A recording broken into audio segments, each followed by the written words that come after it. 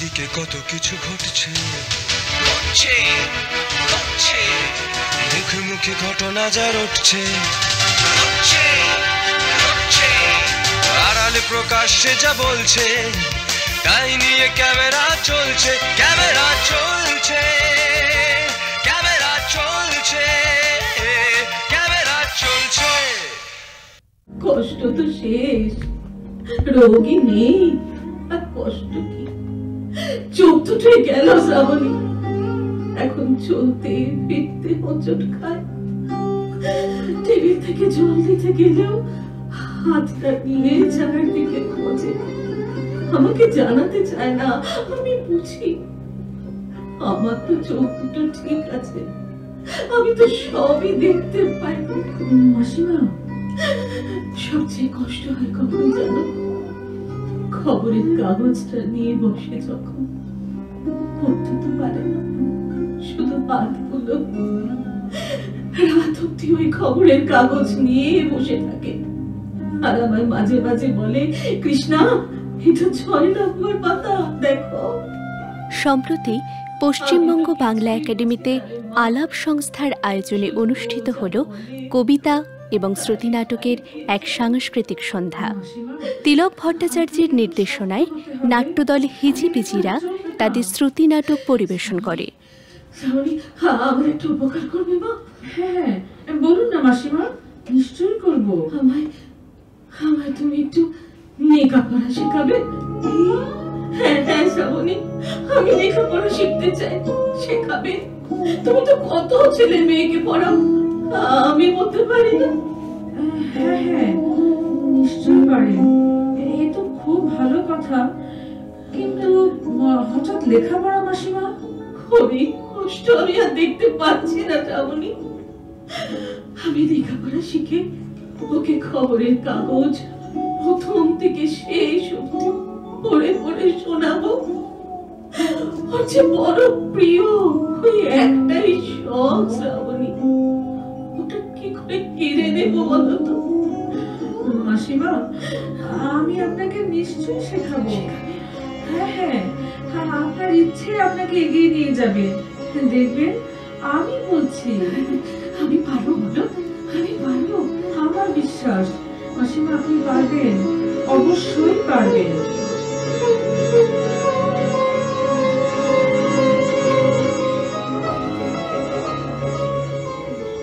খুব শীঘ্রই মাসিমা মাত্র 3 মাসেই নিজেকে ভালোভাবে তৈরি করে ফেললেন। ওই যে শুনতে পাচ্ছেন, কাগজ পড়ে শোনাচ্ছেন।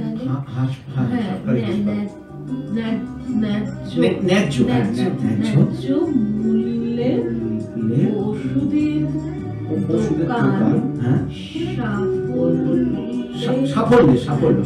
সঙ্গে চালিয়ে ইতিমধ্যে কেন্দ্রীয় স্বাস্থ্য দপ্তর ও পঞ্চকার্য।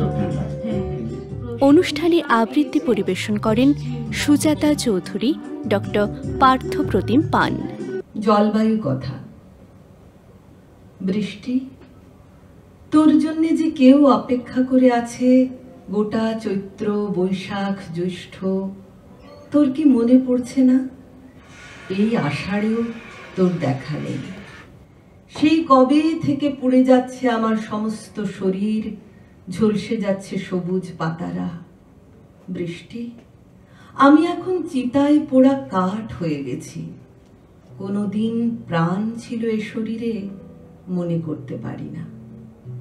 তুই তো কথা দিয়েছিলি, অরণ্য আমার জন্য অপেক্ষা করো, আমি আসবো।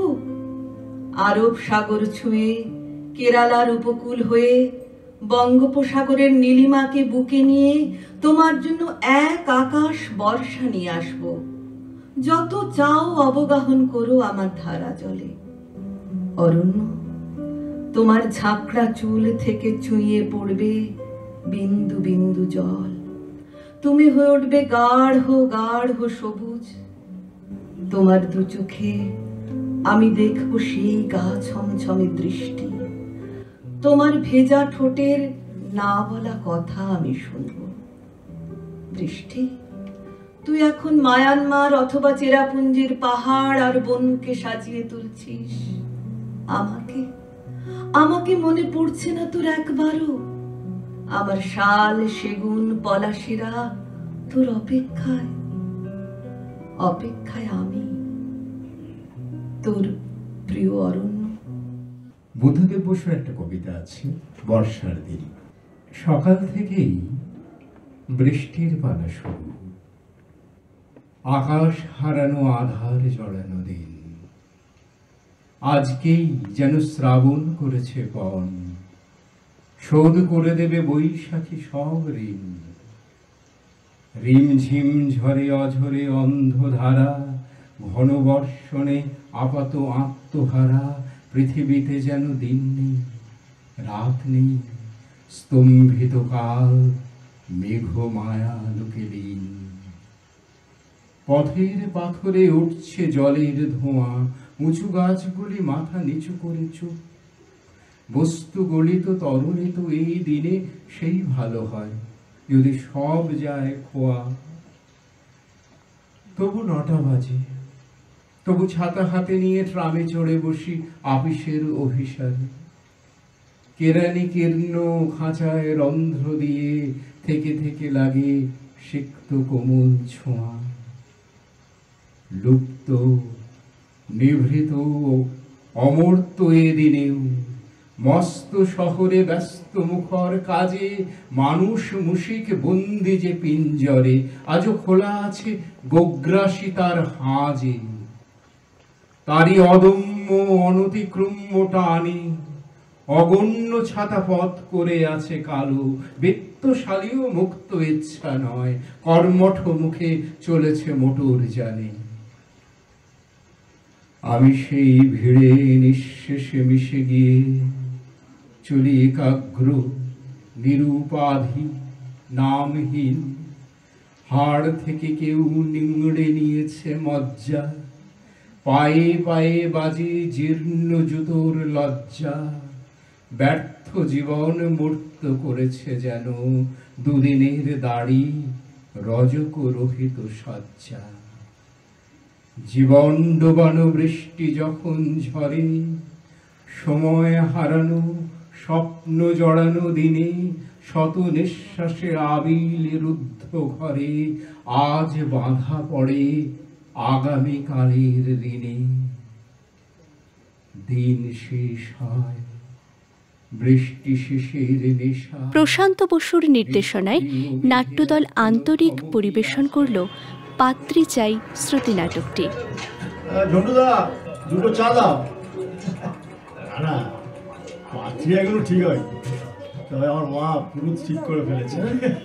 বলো কি, পুরুষ ঠিক করে ফেলেছি? বলে বাবু, বিয়েতে পুরুষ একটা লাগে বটে, তবে সে না হলেও হয়। কত রকমের বিয়ে হয় তা জানো? শৈশবদের বিয়ে, গন্ধর্ব মতে বিয়ে, রাক্ষস মতে বিয়ে। হ্যাঁ, সেসবে অবশ্য পুরুষ লাগে না, তবে কিন্তু পাত্রী তো লাগে। হ্যাঁ, এই তো হয়েছে মুশকিল। আরে পাত্রী তো টানাটানি চলছে মশাই। সে আবার কিরকম? আরে মশাই, কোনো পাত্রীতেই যে কানুগুলোর গাল উঠছে না। আরে মাধবগঞ্জের পাত্রীটা মোটেই খারাপ ছিল না, রংটা ফর্সার দিকে, মজবুত শরীর, একটু চোখ মুখ, বুঝেছেন তো। কিন্তু কানুগুলো তো আমাকে শেষ পাতের পান্তুয়াটা ভালো করে খেতেই দিল না। হ্যাঁ, হাত ধরে টেনে আজ আসি বলে একরকম পালিয়ে গেল। হ্যাঁ, আরে বাবা, দোষের মধ্যে পাত্রীর দাঁত উঁচু, উঁচু তো উঁচু, তাতে আমার কোনো আপত্তি ছিল না। কিন্তু কানুগুলো বললো, পাত্রীর দাঁতে ছিল, তোর দাঁতে তো উঁচু, বিয়ে হলে হামি খাবি। হ্যাঁ, দাঁতে দাঁতে খটাখটি লেগে যাবে। সেটা অবশ্য ভাববার মতো কথা। ও, তোমার কানু ঘুরো তো বেশ বিচক্ষণ লোক বলে মনে হচ্ছে। হ্যাঁ, শুধু বিচক্ষণ নয়, ঘুরে এলো বটে, বুঝেছে? কেন বাবু, ঘোর এলে আবার কি দেখলে? আরে বাবা, 5 থুপিতে যা কাণ্ডটা করলে খুড়োটা বলার নয়, জানে? কিরকম? ওই যাদব দাসের মেজো মেয়েকে দেখতে গিয়েছিলাম। তারা বেশ পয়সাওয়ালা লোক, বুঝেছেন, আর বেও চমৎকার। তবে বয়সটা একটু ঢলেছে বটে, আর মানে চেহারাটা ধরুন একটু মোটার দিকে, মানে ঠিক থলথলে নয়, মানে একটু গোল গাল, বুঝেছেন তো। তা বলতে পারেন, বুঝেছেন। মানে বেশ আহ্লাদি চেহারা, জানেন তো। আমার তো দিব্যি লাগছিল। ওই পাতে ঘিয়ে ভাজা লুচি, ফুলকপির তরকারি, আলু কড়াইশুটির দম, 4-5 রকমের মিষ্টি, পায়েস, তার উপর তো ওই লক্ষ্মীমন্ত পাত্রী, আমি তো খুব রাজি। কিন্তু খুড়ো জানেন আমার কানে কানে কি বললো, ওরকম হাঁ করে পাশ বালিশটাকে দেখছিস কি, ওটা তোর মাসির বয়স। পাশ বালিশ? পাশ বালিশ মানে হলে শরীরে উচ্চ নিচে কিছু নেই? না তা ছিল। তবে বেশি খানাখন্দ ঢিবি পাহাড় পর্বত থাকা কি ভালো আপনি বলুন? তা বয়সটা কেমন বুঝলে? বয়স একটু আছে, তাই বলে আমার ওই মাসির বয়সী পুরোটা না খুড়োর একেবারেই ঠিক। বুঝলাম। তা খুড়োর ঘোরের পোনাটা কি দেখলে এর মধ্যে? সেটাই তো বলছি। আরে খুড়ো বিয়েটা নাকচ করে দিয়েছে, বললো এ মেয়ে ওর চলবে না। তবে নিজে কি করলো জানেন? কি? আরে দিব্যি গোপে আতর মেখে চুল কলপ করে নিজে গিয়ে ওই যাদব দাসের মেয়ের সঙ্গে বিয়ে পাকা করে এলো। হ্যাঁ, এই 56 বছর বয়সে আমার টোপর ওই ধান নিয়ে ওই যাদব দাসের মেয়ে দিব্যি বিয়ে করে নিয়ে চলে এলো। বটে? হ্যাঁ। তা তাকে তোমার টোপর ধার করতে হলো কেন? আর তোমারই বা টোপর এলো? আলাপের পক্ষ থেকে ইন্দিরা ব্যানার্জি জানালেন, আমরা এক সন্ধ্যের আলাপ বলে একটি অনুষ্ঠানের আয়োজন করেছি। আমরা চেষ্টা করি যে মাঝে মধ্যেই এই জাতীয় অনুষ্ঠান আয়োজন করতে, শুধুমাত্র চর্চা করব এবং আমরা শুধুমাত্র বার্ষিক অনুষ্ঠানে আমাদের স্টুডেন্টরা অর্থাৎ আলাপিরা বলবেন তা তো না, আমরা তো শুনবো, কেননা একজন ভালো শিল্পী হতে গেলে একজন ভালো শ্রোতা হওয়াটা ভীষণ জরুরি বলে আমি বিশ্বাস করি। ক্যামেরা চলছে।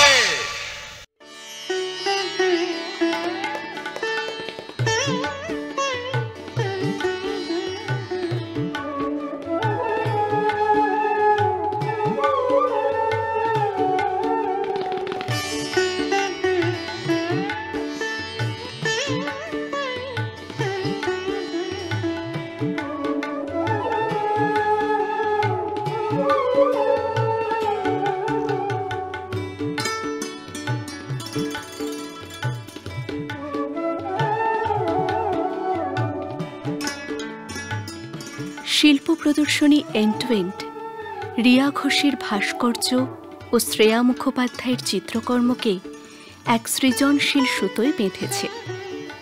এখানে প্রতিটি ক্যানভাস ও ভাস্কর্যের নিজস্ব ভাষা আছে।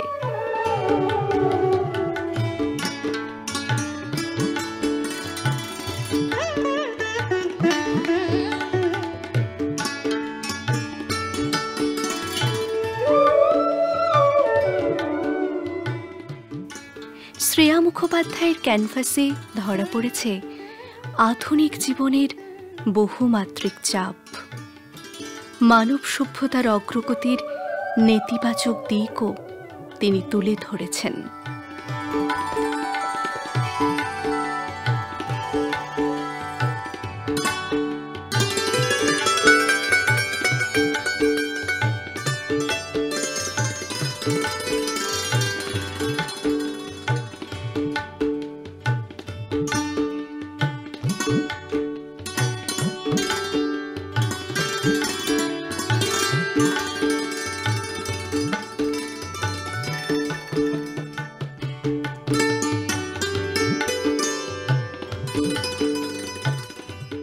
অপরদিকে ভাস্কর্যগুলো বিশেষভাবে মনোযোগ আকর্ষণ করে।